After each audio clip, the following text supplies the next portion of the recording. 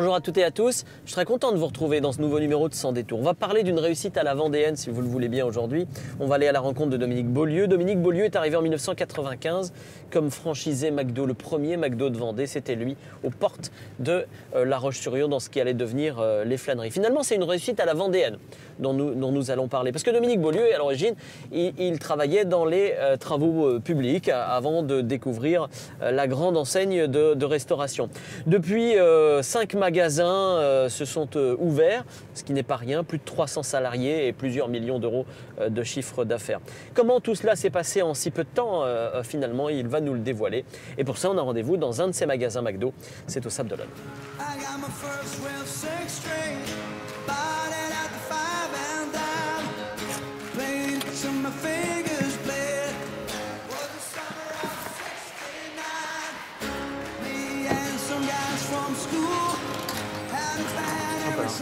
Bonjour Dominique. Hervé, tu vas bien? Très bien. Super. Merci de m'accueillir. Pas de problème. Merci de m'accueillir ici. On se tutoie? Ah bah avec grand plaisir. Chez McDonald's, c'est la règle McDo, c'est comme ça. d'après ce que j'ai compris. Tout à fait, voilà. C'est des règles à l'américaine. Je disais que le restaurant était finalement assez formaté. C'est une volonté nationale. Mais c'est différent des États-Unis, vous m'avez dit en préparant cette émission. Ah, complètement. Là, c'est vraiment propre à la France. La France, on a cette particularité de se vanter d'avoir les plus beaux restaurants McDonald's au monde. Et donc ça, c'est Jean-Pierre Petit, notre PDG, qui a insufflé ce nouveau décor, oui. qui sont très lounge, qui sont lumière feutrée, ouais, ça fait lounge, c'est ça. Du cuir, des grandes banquettes, complètement différent d'autrefois où on avait des chaises dures, etc., ouais. où il fallait que les gens sortent vite. Là, au contraire, les gens, ils sont invités à rester plus longtemps. Et donc, c'est complètement changé, ouais. Effectivement. Et donc, il y a un architecte intérieur qui a maintenant propose plusieurs choix, plusieurs types de décoration, mais qu'on adapte cela, effectivement, au niveau de la grandeur, au niveau de l'endroit où nous trouvons. Ouais. Voilà, et alors, votre part d'autonomie, elle est là. On va aller la voir. C'est vrai, c'est une particularité, effectivement. C'est la part d'autonomie du Vendéen. Exactement. Et c'est vrai que... cette toile. Comment dirais-je, l'architecte intérieur, il me dit pourquoi tu mets ça? Alors, l'histoire est là. D'abord, je suis chez moi. Non, puis deux, simplement, c'est qu'il y a une histoire qui est intéressante parce que c'est d'abord pour une bonne cause, cet effet. Donc, c'est une œuvre que j'ai achetée aux enchères lors d'une soirée organisée par une de mes banques lors du dernier Vendée Globe. On profite donc de la SNSM ici, évidemment, au Sable d'Olonne. Ouais, ça a un sens. Voilà, effectivement. Et puis surtout qu'avec le Lions Club, mon club service, on n'avait pas pu aller jusqu'au bout au niveau de la SNSM. Alors, moi, j'aime pas rester sur un échec. J'ai dit, allez, moi, il faut que je fasse quelque chose. Et quand j'étais invité, et en plus, quand j'ai su que c'était mon ami Henri Guégan, l'artiste bien connu, qui l'a fait devant nous, regardez, un peu, c'était pendant le repas. On voit ça. Et donc, il l'a fait. Et boum, j'ai dit, ça, il me la faut. Et je savais tout de suite ça correspond où la mettre. Et voilà. Et donc, génial. je trouvais, moi, dans ma tête, j'aime bien acheter un tableau quand je sais où je vais le mettre. Ouais. Et là, ça tombait pile poil. Et je trouvais vis-à-vis de la SASM, vis-à-vis de tout ça, je trouvais que c'était un beau geste et je trouvais ça sympa. Et puis en plus, vous voyez, dans la déco, ça va super bien. Ouais, ça donne du sens. Alors on monte dans la voiture, on y va. On file, et puis c'est ma vie, mon œuvre, Dominique. Allons-y. En avant. Ok, merci. Vous sentir. Hop. Allez, en voiture. Venez.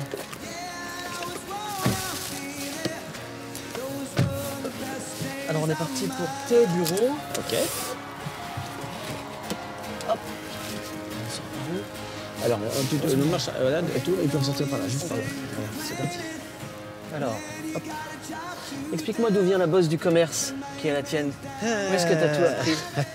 Dis-moi. Alors, tout d'abord, c'est qu'effectivement, ayant un père qui était toujours dans le commerce, il a commencé comme garagiste, après comme vendeur multimatériel, même des télévisions à l'époque, les télévisions, il en vendait dans un petit village où il était là-bas.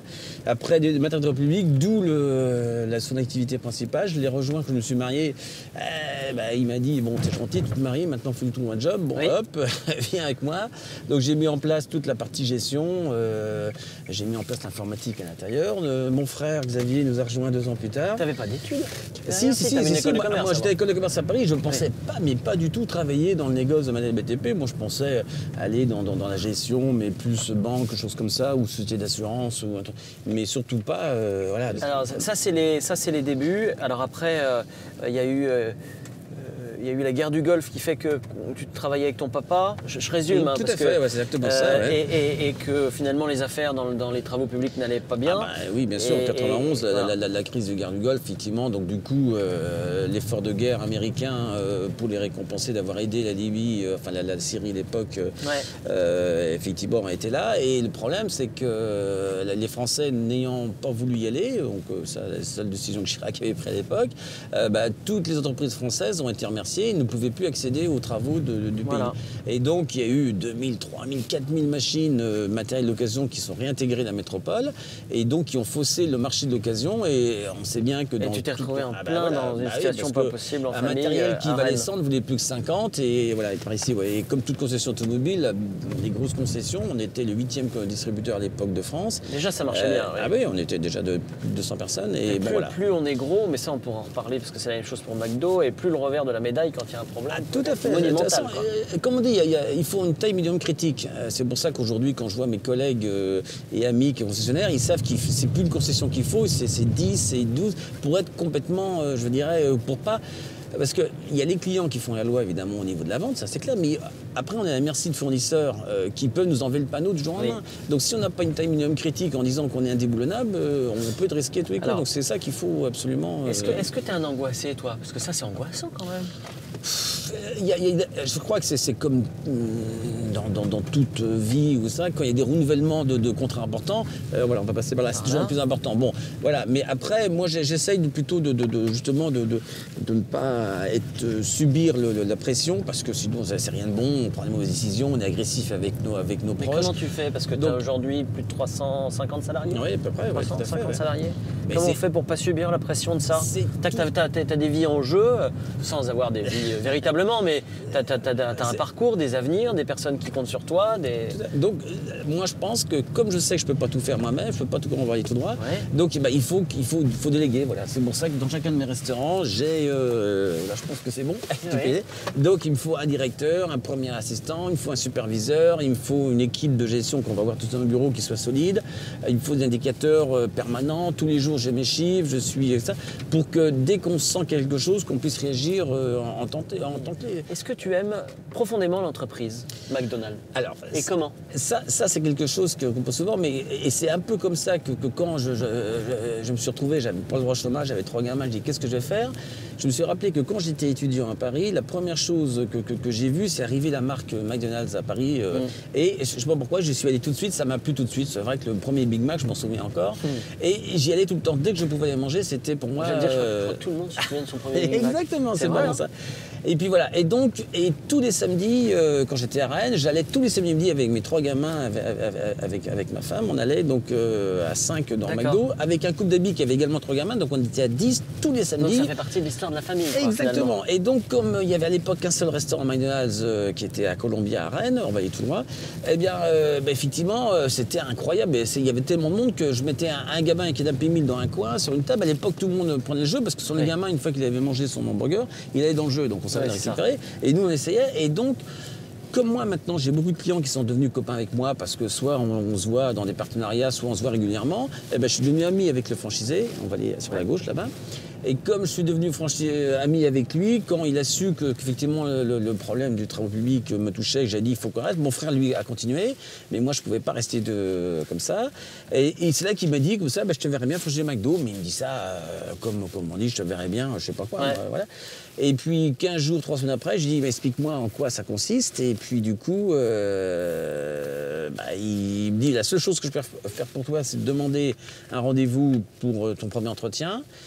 Sachant que la promotion 95, et puis là, on en terminera là, c'est 3200 dossiers acceptés, et on était que 18 de retenus. Donc on imagine que derrière, c'était une sélection impitoyable, effectivement. On va en reparler, on va mettre la musique. On met quoi? On met ça? Alors, voilà, on va mettre celui-là, c'est Brian Adams. Brian Adams. Voilà, Brian Adams, je crois que tu aimais beaucoup, Brian Adams. Voilà, c'est laquelle? La 13. Alors, c'est pas la pochette, parce que la pochette est plus grande. D'accord. Alors, j'espère que c'est la 13. Ah, c'est pas la pochette? Non. Ah, d'accord. Allons-y sur la 13. Voilà, voilà. On écoute.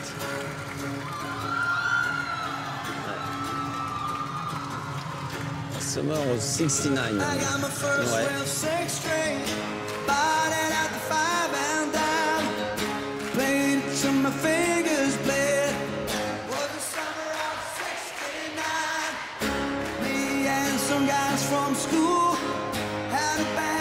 tried real hard.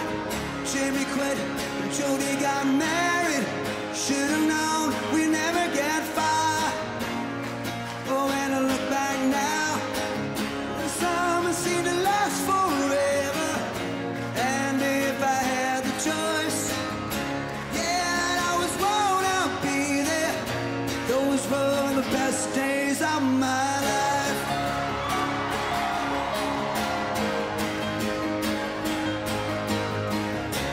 Ain't no use in complaining when you got a job to do.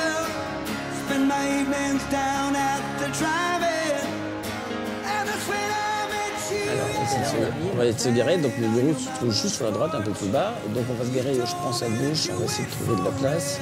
Sinon on ira dans un de mes garages. Alors vas-y, tu vas descendre. Les bureaux sont au-dessus, là. Ils sont ici, voilà. Donc tu vas te mettre là, tu vas donc devant la... Best days of my life. Oh yeah, it was the summer of '69.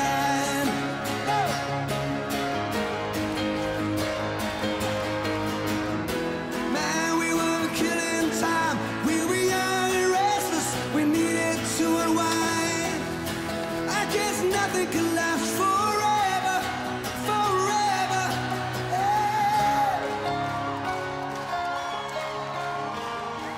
Je passe devant, là, Allez. je passe devant.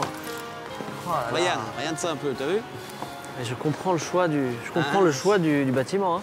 Voilà, C'est donc merveilleux. c'était... Et ce bâtiment était complètement abandonné quand j'ai visité il y a très longtemps. Et cette terrasse a toujours existé, mais elle était C'était jamais... abandonné. C'était abandonné. Moi, quand j'ai visité, je suis arrivé en 98, quand j'ai ouvert mon McDo du Château-d'Anne. En 99, on me l'avait présenté, ce bâtiment était en totale ruine. Là, ici, tout était éventré, il y avait des cadavres de pigeons et de mouettes à l'intérieur. Et quand c'était rénové, quand j'ai vu que j'habitais juste à côté, j'ai dit il faut que j'aille voir ça. Ah, et vu. quand j'ai vu que c'était avant, j'ai dit attends, voilà, c'est Alors, quand même avant incroyable. qu'on parle parce que tu as un appétit pour le patrimoine, pour l'implantation locale, notamment immobilière. Parce que je suis breton, donc c'est vrai que le breton, oui, c'est ah comme ouais, le donc, vendéen, c'est ça, on aime bien le dur, On aime effectivement. bien le dur, je comprends Voilà, bien. tout à fait, Mais ouais. avant, je veux que tu m'expliques pourquoi tu as choisi Bryan Adams, parce qu'on vient d'écouter Bryan Ah, Adams. très bien. Bryan Adams, important. c'est d'abord parce que j'ai toujours été. C'est américain, C'est c'est du américain, rock. c'est du rock, voilà. Et puis, c'est le premier disque que mon fils aîné m'a offert. Quand il avait, je sais pas, 8-9 ans, il voulait un cadeau de la fête des pères. Et comme je me rappelle mon premier Big Mac que tu manges, la première fois qu'un de mes enfants m'offrait donc quelque chose, et il savait que j'aimais cela, et donc voilà, donc ça m'a plu, et c'est pour ça que ce disque, pour moi, c'est celui qui me marque le plus, parce que, parce que je l'aime bien, et deux, parce que c'est mon premier souvenir de mon premier cadeau que j'ai eu de mon fils aîné. Ouais. Donc c'est sympa. T'es un affectif. Hein. Ah, complètement, oui, complètement. Ouais, non, mais c'est Tu normal. aimes, tu as Moi, une part je suis très forte d'affect. moi, Mais je ça trouve va que pas avec le commerce, ça. Ça dépend. Je pense que les valeurs doivent être là. Si les valeurs sont respectées vis-à-vis de, par exemple, je vois au niveau de mon personnel, quand tu as 350 personnes, tu as toujours des problèmes sociaux, des problèmes de santé. Eh ben, moi, je dis, moi, en tant que chef d'entreprise, je dois assumer. Donc, j'ai quelqu'un qui actuellement a des problèmes. Tant pis, je dis, on va t'aider, quoi. Donc, c'est pour ça qu'il faut savoir aussi donner pour recevoir. Et quelque part, ça fait partie des symboles et on ne peut pas tout sacrifier à la rentabilité. Il faut quand même, quelque part, avoir quand même une certaine notion de humain. Alors, je dis que tu es un affectif parce que, alors vous n'avez pas vu, mais parce qu'on est monté jusqu'ici pour cette émission, mais il y a des photos d'amis partout, des photos de la famille partout, mais partout. Ouais, parce que je trouve que... Ça te rassure, ça te fait... et puis c'est toujours les bons moments, tu sais, on a toujours dans la vie, il y a des moments qui sont pas faciles, et puis les bons moments, il faut les garder, parce que c'est ça qui, quand tu passes devant, tiens, je me rappelle, c'était super, une bonne journée, etc., tout le monde était là, parce que, et aujourd'hui, réunir tout le monde au même endroit, ça devient compliqué. Alors qu'on vit avec les réseaux sociaux, on est en contact pratiquement tous les jours, mais physiquement, une partie de ma famille est en Bretagne, etc., et d'avoir tout le monde ici, voilà, donc c'est pour ça que c'est tellement rare aujourd'hui, et qu'on vit, alors je sais plus qui disait qu'on n'a jamais été aussi proche alors qu'on est de plus en plus loin. Voilà, donc c'était... Et puis après, bon, évidemment, j'aime bien le contact humain, et donc dès qu'on peut faire une réunion, voilà, et puis je prends les photos, parce que ça devient... Mais, alors pourquoi tes bâtiments, là on est ici, c'est splendide, pourquoi des bâtiments dans de la vieille pierre ? Pourquoi t'es pas allé dans un endroit peut-être plus fonctionnel? Alors, c'est il y a des escaliers. Oui, hein, ici, effectivement. hein. Ah bah là, c'est Parce que dans un endroit où la 4 voies est juste à côté, c'est alors, plus c'est facile vrai, pour filer à alors, la on me roche. dit, oui, t'as pas de parking. Alors, tous Mais- ceux qui ah, viennent t'as me pas- voir, oui, t'as pas oh de là parking, là, ouais. on va se garer où, Alors, nanana, pourquoi etc. Bah, parce que d'abord, j'habite à côté, donc effectivement, le choix. En fait, il habite s'applique. juste là. Je sais pas J'habite juste en dessous, là. On peut, Voilà. on peut voir, mais juste là. J'habite C'est juste chez en lui. dessous. D'accord. Donc d'abord parce que tu habites juste à côté, ensuite. Donc c'est bien parce qu'avant, j'avais quand même ma demi-heure, 3/4 d'heure de route tous les matins pour aller Ah à oui. mon bureau, le retour le soir. Bon, j'en avais un peu marre de rouler, donc je voulais des bureaux proches de chez moi. Bon.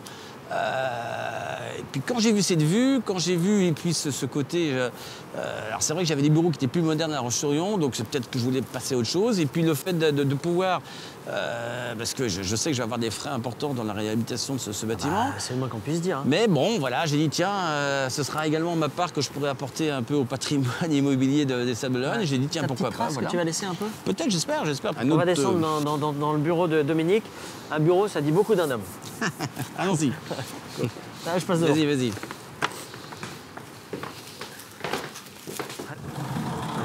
Ah oui, quand même.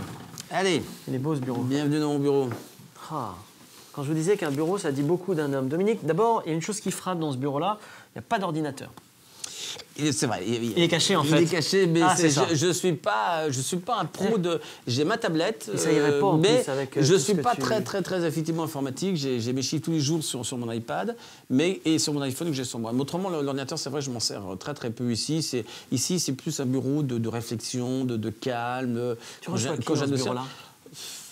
Pas grand monde. Pas grand monde parce C'est ton- que c'est ton- un peu ton j'ai jardin, j'ai toi. un bureau d'accueil en bas que je t'ai montré, t'as vu, qui est là plus pour les On l'avait rendez-vous pas vu, d'affaires. vous, mais nous, on l'a vu. Voilà. Et là c'est plus grand rendez-vous, voilà, même voilà, c'est plus un bureau qui me permet j'ai des dossiers un peu personnels, j'ai des dossiers professionnels importants, voilà, donc voilà, mais autrement bien Alors. sûr, mais mes banquiers viennent là quand même. Ouais, j'imagine. Mais je veux dire que c'est très rare que ceux qui viennent là parce que c'est un bureau qui est assez feutré, donc voilà. Donc, Tout est en pire. D'abord, est-ce que c'est des Exactement. mobiliers d'origine? Certains t'as fait faire? pas tous, malheureusement, j'aimerais Tu bien, chines, mais pas tous. Voilà. tu- D'abord, ça, c'est une autre passion, effectivement, de trouver, effectivement, non, ils sont malheureusement à tous époques.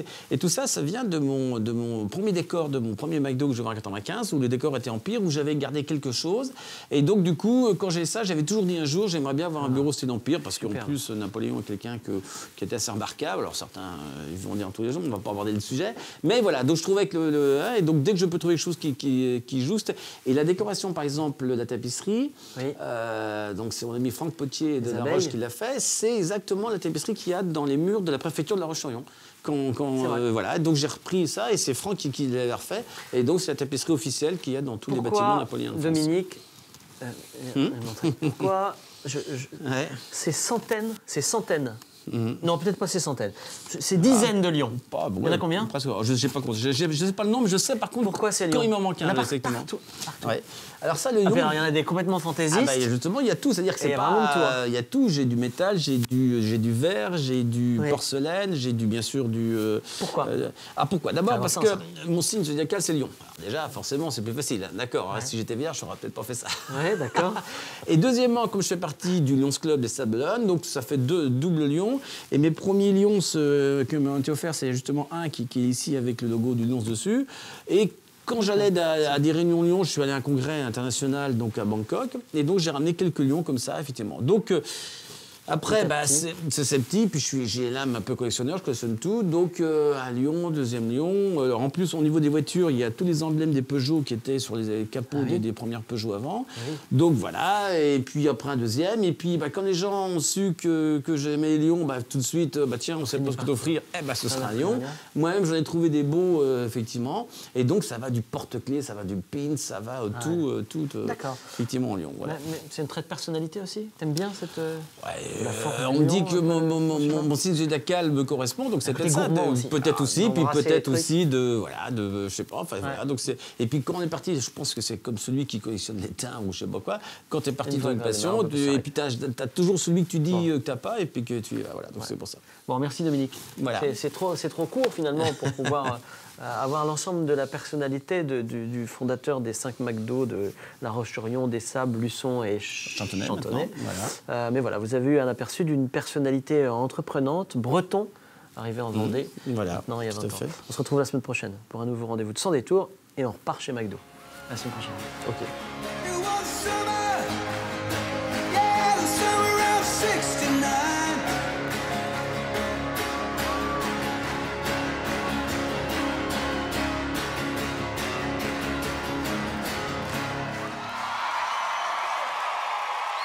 Should have played that song earlier too.